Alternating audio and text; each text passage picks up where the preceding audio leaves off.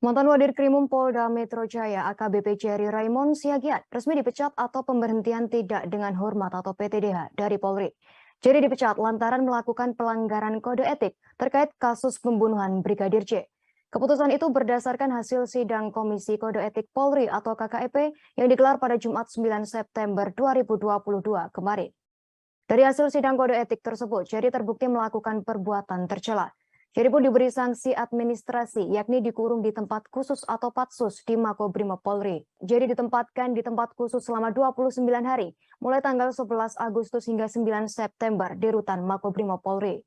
Penempatan di tempat khusus tersebut telah dijalani oleh Jerry. Sebelumnya, AKBP Jerry Raymond Siagian menjalani sidang kode etik terkait penanganan kasus Brigadir Yosua Huta Barat alias Brigadir J pada Jumat 9 September sore. Sidang itu dipimpin oleh Wairwasum Irjen Tornagogo Siombing dan Wakil Ketua Komisi Sidang Etik Brigjen Agus Wijayanto.